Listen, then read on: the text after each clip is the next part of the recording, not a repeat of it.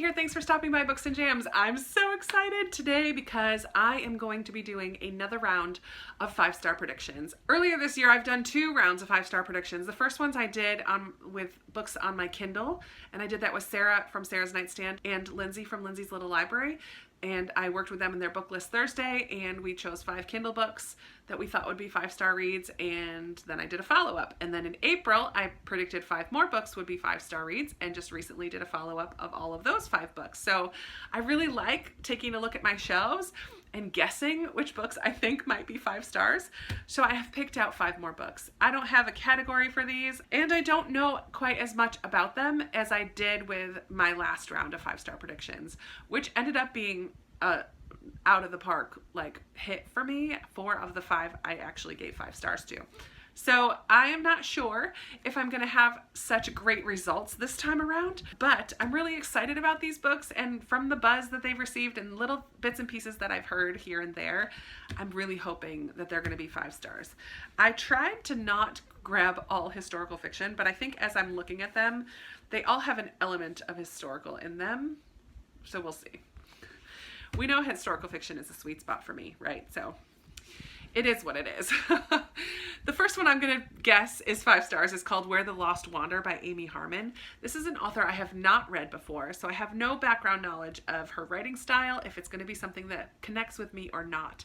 But this one is set in, not colonial America, but like Oregon Trail pioneer days.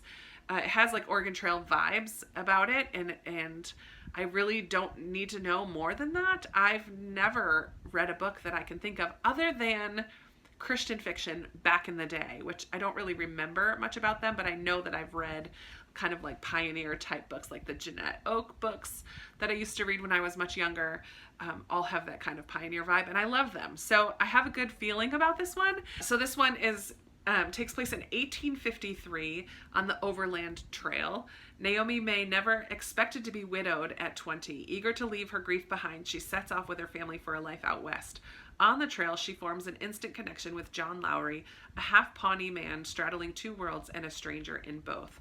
So I'm going to stop reading the back right there. It's going to deal with grief and the after effects and how someone walks through grief. That is always a bonus for me. I always love when books address that topic, and grief is such a universal experience, but everybody deals with it so differently, and I just love reading books that walk through somebody's grief and how do they handle it. I find it so interesting. So I'm really excited about this one, and I really hope that it ends up being 5 stars. We'll see. The next one that I have was gifted to me for my birthday this year from Casey. Thank you so much, Casey. And that is The Stationery Shop by Marjan Kamali. And this one takes place in Tehran in 1953. And the bookstore, there's a bookstore owner, a stationery shop owner, who kind of plays matchmaker between 2 of his customers that he really likes, that are frequent customers to his shop. But things are so there's so much upheaval in Tehran at this time, and I believe like on the eve of their wedding, or they just recently got engaged, this couple, and there's some unrest, a riot, or something breaks out, and the man never shows up. So then we kind of fast forward 60 years. The girl has moved to America. She lives in California, I think, ends up getting married to another man, and 60 years later has this chance encounter, or this possible encounter with this boy that she was in love with way back in the day. So I'm just really excited about this, and it takes place like a bookshop kind of plays matchmaker. Hello, dreams. Between these 2 people, but also getting to learn about Tehran and that world that I'm just so unfamiliar with.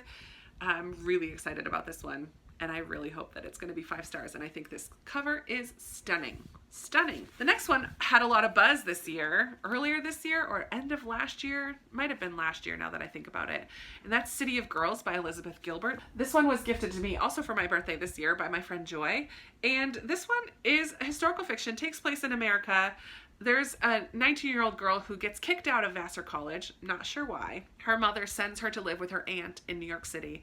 So then we're kind of in this drama of the theater world in New York City in the 1940s.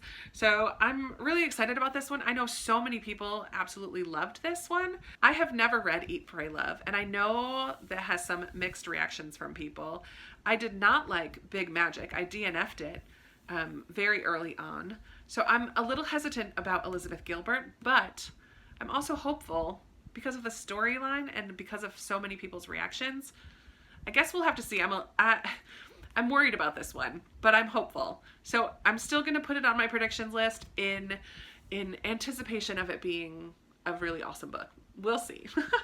I have such buzzy books on this pile, but I'm putting them in this pile because I know that I want to read them so badly. I'm gonna guess This Tender Land by William Kent Kruger is gonna be a 5-star read for me. I've heard that this has some kind of Huckleberry Finn vibes. This one takes place in 1932, and we follow Odie and his brother, who are orphaned and are going to this school for Native American children, and they cause a lot of havoc and get into trouble. And one time, I believe they actually commit a crime and have to run away, or choose to run away, and float down this river. What's the name of the river? The Minnesota's they float down the Gilead River in Minnesota. And along with them comes a mute boy from the Sioux tribe, who, I don't know if he was a student at the school as well or what, but they float down the river, and it's just a story of their journey or adventure as they kind of run away. So I am very hopeful for this. I know so many people loved it. I do not live in the Midwest, and I never have. This does take place in Minnesota, and I've heard William Kent Kruger does a really good job of writing a Midwest tale. I don't know that I will connect with it on that level. I won't connect with it on that level because I've never lived there, but I am excited to read a story that has Native American characters and to just see the story of these boys and their journey and adventure. And I have heard a lot of high praise for this one. I've heard a couple people who were pretty hopeful for it and then were a little bit let down by it. So I'm not sure where I'm going to land, but I'm putting it on my 5-star predictions pile because I think it might be 5 stars for me. We shall see. I love a child protagonist, so that's a bonus that it has kids as the main characters. And finally, another one that was super buzzy this year, the 5th book on my predictions, is going to be The Vanishing Half by Britt Bennett. Now, I did not read The Mothers by Britt Bennett yet. It's on my shelves, and I would really love to read it, but I'm still going to put this one as a 5-star prediction. I believe that this is the story of two sisters who, twin sisters, I believe, and at one point in their lives as teenagers, I think one of them chooses to live as white passing and the other doesn't, and their lives separate for some reason. I don't know if an event happens or whatever, but they go their separate ways, and we kind of follow them along their lives based on the choices that they made.